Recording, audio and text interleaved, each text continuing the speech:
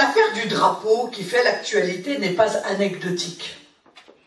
Nous avions nous-mêmes défendu au présidentiel le principe du retrait de la bannière de l'Union européenne des bâtiments publics. Un drapeau, ce n'est pas un symbole quelconque, c'est le symbole d'un pays. C'est le signe de ralliement d'une nation. C'est derrière lui que les peuples se reconnaissent et se groupent. C'est pour lui que les soldats meurent.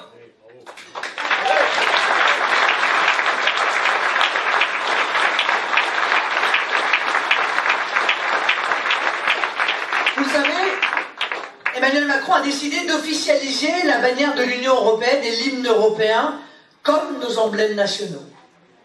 Ne nous y trompons pas, il ne s'agit pas d'une simple adjonction. Emmanuel Macron, qui décrit les partisans du drapeau tricolore comme les tenants d'un prétendu repli, cherche à nous faire entrer dans un processus de substitution.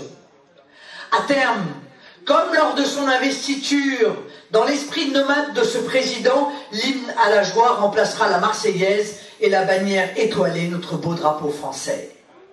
C'est là un coup de force institutionnel, puisque un homme tout seul ne peut décider de changer ce qui constitue la représentation même de notre souveraineté. Qu'il décide tout seul comme acte peut-être jupitérien, mais antidémocratique, de violer ostensiblement la Constitution dans son article 2. Nous allons lancer une grande campagne sur cette affaire des emblèmes, parce qu'elle est, comment dirais-je, emblématique. Elle est emblématique du mépris du peuple. Lorsqu'un président du haut de ses 24% décide seul d'officialiser en France d'autres emblèmes que les emblèmes nationaux. Emblématique parce que les symboles en cause sont les fruits de notre histoire. Ils disent qui nous sommes et les valeurs que nous défendons. En clair, c'est l'âme de notre nation qu'ils expriment. Nous dirons à M. Macron que notre drapeau, pour lequel des millions de Français sont morts à travers l'histoire, ne se remplace pas par une création technocratique. La France n'est pas une société anonyme, et ses emblèmes, des symboles commerciaux qu'un PDG change à sa guise. Emblématique parce que la décision de M. Macron porte sur les emblèmes de souveraineté de notre pays, ce qui constitue en soi une véritable provocation. Emblématique parce que derrière l'effacement du drapeau national, il y a la volonté quasi avouée de la disparition de la France, de sa nation, de son peuple.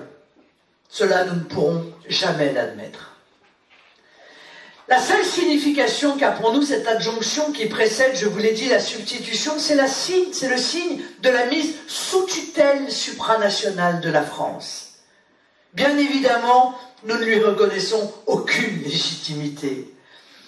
Je rappelle que dans notre programme présidentiel, je vous l'ai dit, figurait cette suppression de la bannière. Le drapeau français, nous l'avons ramassé dans le caniveau. Et c'est nous qui avons osé le brandir fièrement et l'avons ainsi remis à l'honneur. C'est à nous, mes chers amis, qu'il appartient aujourd'hui encore de le défendre.